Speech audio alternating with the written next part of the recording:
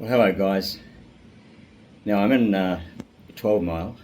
You can see the sea out there, beautiful view. And I'm just contemplating a guy I met today called Paul Maunder. He's looking after a heritage site out at Kotuku near Greymouth. But what a history and background this guy's got. I'm just going to run through what I picked up on Google about him, and I've just got a little interview with him. I didn't really sort of capture all what he's done because it was so quick, but hey, you could just see the character of the man.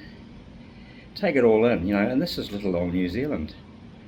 There's a bunch of these guys out there doing great work, still learning, and what a story to tell.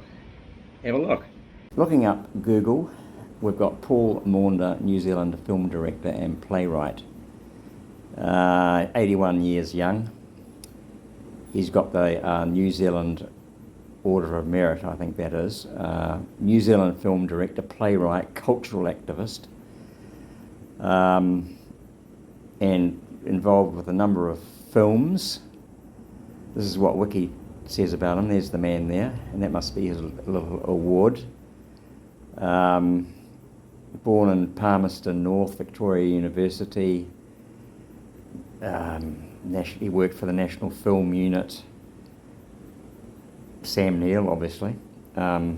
He seems to know them all. I'm going to a play in a couple of weeks' time about Helen Clark, and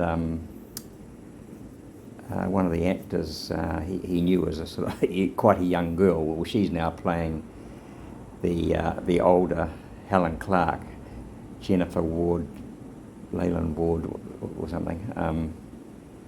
So this guy, Paul, certainly been around, and he's now doing this community-based service group locally, and obviously looks after this little heritage site based in Kotuku near Greymouth. So man, I was so honoured to talk to this guy and get down to the nitty-gritty. I don't think I did, but he's certainly got a story to tell, and here he is in his full glory. Well, this is Paul Maunder. He's project manager for a little place in Kotuku called Jack's Mill, heritage site. And what a background. Started off ducks and what? Way back. He's 81, he looks about 60. And but you got into art. You're a theatre guy because you loved your art. So just a quick brief on what happened there. You went to... I trained in Sydney and then trained at London Film School in a pretty magic year, 1968, 69. Oh man. All happening there. Oh yeah. Drugs, sex and rock and roll or something like that. Yeah. And theatre. And Revolution too. The what? And Revolution. Oh, Revolution, you're absolutely quite right. Yes. And came back here and I worked in theatre ever since really, in Yeah. various forms. Always on the margins of the mainstream, really. Yeah.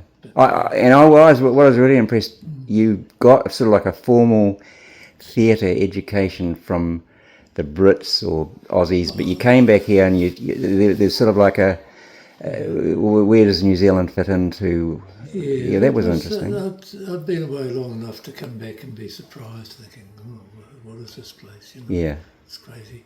And so I had to investigate that, which turned into really, I suppose, one of those investigations of settler culture, how do we relate to this place? How have we, and so on, Yeah. And that's been a long, convoluted process. Yeah. Of dialogue, both with the theatre form and with the community, I suppose. Yeah. So you've really got into the community. Now this is where I really get impressed. I'm using ChatGPT. Hey, who doesn't these days? And I was really wanting to know about Paul's ideas, from overseas to New Zealand.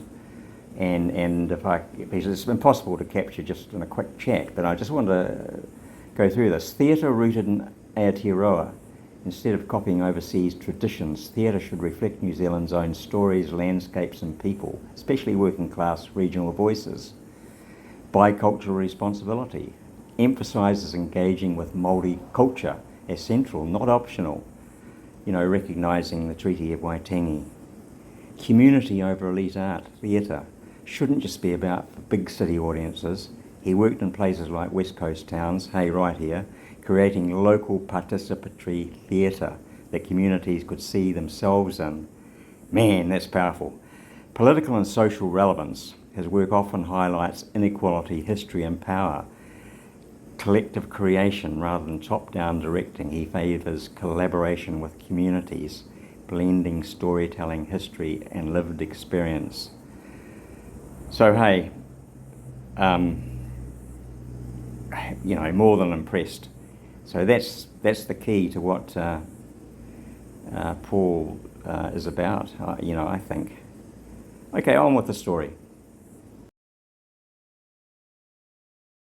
Okay, well, I've got a local here who knows Paul Maunda, and you were saying that he's a famous, he's a Shakespearean actor. Shakespearean plays and things. Yeah. And they do them in, they use different venues, like the old bathhouse at Blackpool. Yeah. Fantastic, and he lives in Blackpool. Well, that's what he told me. Yeah. But it's great getting a local's take on what he's done for the community. Oh, you often hear about him because they'll be doing the play. Yeah.